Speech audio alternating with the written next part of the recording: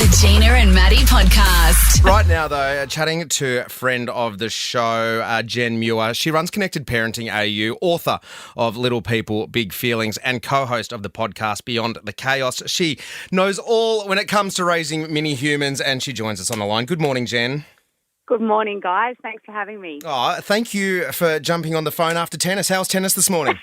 It was really good for once. Oh, great. Yeah, working on your backhand or forehand? What's your strength, Jen? I think my strength is probably my backhand, but today it all came together. One of those magic days. I love that so much. Just quickly on that, it's probably my experience in parenting with my wife is now 9.5 years, and it has taken her, my wife Bella, 9.5 years to drop the mum guilt and go and get herself and go out of a night time and start playing netball. Because she's like, I'm just needed here. I can't do it. I'm like, no, go. Just don't worry about home. Go do your thing. And I think that's a real thing that a lot of mums have where they're like, no, I can't leave the home. I've got too much responsibility. But how important it is for you to have time for you as well. It is so important, and I'm a bit similar. It took me about 8 years to work out I needed something. And I had actually never played a team sport or any sport growing up. And so the first sport I took up was basketball. I joined a basketball team. Let me tell you, that was a steep learning curve at 40. I took up basketball. I'm still playing, 5 years on.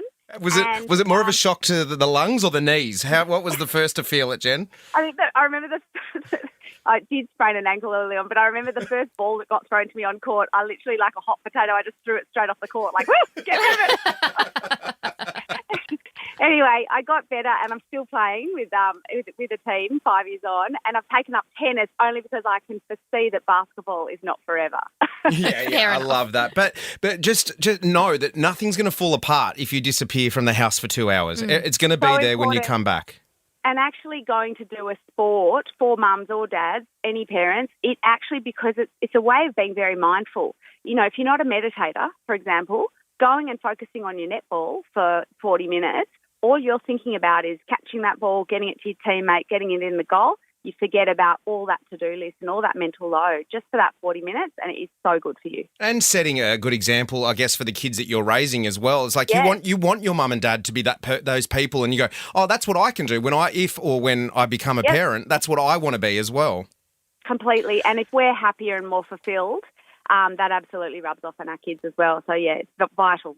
Have some fun, parents. Have some fun. I'm going to chat to you a little bit about the digital technology world and social media, which has been making news across the last couple of weeks, especially with my mate Whipper and his 36 months campaign. Yep. But also, I just wanted to give your Instagram a little bit of love, Connected Parenting AU. You put up a reel this week, which was the actual meaning behind your children's angry words. And Jen, it was, I don't know, if you've got microphones in our joint, but we were going through a lot of the I hate you, go away, leave me alone, and then I'm going to kick you. And they were the three things that you covered off beautifully and what those actually mean. And rather than put you on the spot, I'll read them out for you. The I hate you was when your child says that to you, it's I hate these feelings that they're feeling and my emotions feel bigger than me and I need your help, which is always a nice reminder.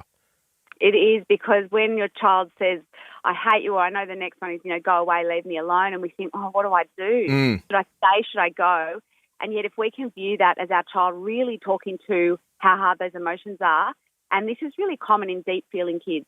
There are some kids, they come to earth, they're like little lambs, Maggie Dent calls them, and they're kind of, easy going, easy to raise, easy to feel good. When you've got a rooster or a deep-feeling kid, you don't feel as good a parent as they are learning to grapple with their emotions.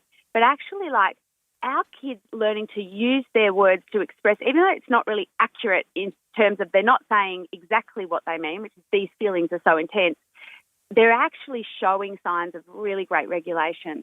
So it's actually a really great step in the right direction when your child can start to yell things even I'm going to kick you.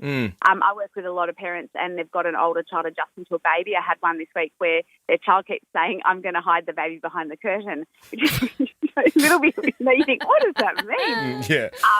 But actually that child's saying, I feel uncomfortable. I am having these jealous feelings. I don't know how to articulate it, except I want that baby to go away, and behind the curtain seems like a good spot. But actually what that child's saying is, I'm worried, I'm uncomfortable, I'm jealous. It's something like that. And I think if we can trust that that's what our child's saying, not that they've got these terrible intentions and they're going to be headed for a life behind bars. I think, we're so much better able to help them with that underlying emotion. And I think sometimes, I know I am guilty sometimes of expecting a little bit too much as well. It's like, oh, God, you are 5. Like, well, of course you are going to have an absolute meltdown if I say no to you having a bit of chocolate before dinner. Of course you are.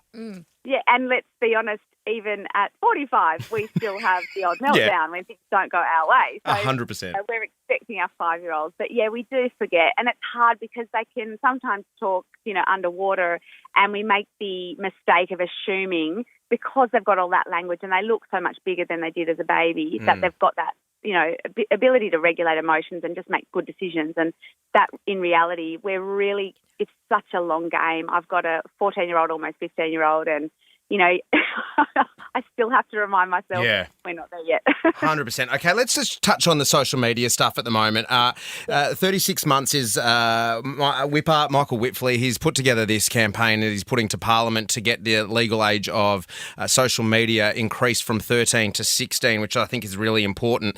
Do you feel it that same way, Jen? Oh, 100%. I mean, I can't see any reason why we wouldn't support our kids, support our parents, giving kids longer to have a childhood. I've seen a quote, the minute you give your child social media, their childhood ends. And I really agree. Yeah. I've held back. I held back with my kids. I remember my eldest son coming home in about year 7, and he came home to say to me, Mum, I'm actually the only person in my whole year that doesn't have TikTok. Yeah. I'm the only person, including the principal's son. And this is a school where there is a rule. You're not meant to have social media till 16. Wow. But the principal's son has TikTok. This is where I think I'm going to struggle, is that comparison thing. It's like, well, so Julie's got it, Sarah's got it, Timmy's got it. And you're like, I know. You don't want your kid to be ostracised, but you also want them to be protected. Totally. And look, I held my line on that one. He still doesn't have TikTok. He's almost 15. But and I haven't held on everything, but I did hold on that. And the way that I think parents can really think about this is start with really understanding it. Like what I said to him was, do you know what? If I was 13 and I was the only person without TikTok, I would hate it. And I would think I had the worst parents in the world. So I can really understand if this feels really awful. And then we sort of say what we're willing to do and not willing to do. So look, it's my job to keep you safe. I have lots of reasons, like because of where I work, I know the damage that TikTok can do. And so my position is firm. However, you're allowed to feel mad about it, and I'm willing to negotiate about what we might allow. And in his case, and Snapchat, which equally has its own evils, all of his friends were organising absolutely everything they were doing through Snapchat. So he was missing. They'd be down at the basketball court shooting hoops, and he missed out because he's not on.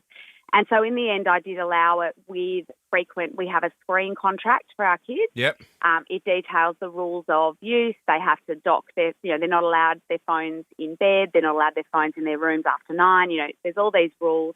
And if they break those rules, the phone just moves to the study for 24 or 48 hours to help them remember. Yep. But, I just feel like it is so hard for parents. Like, we're doing our best.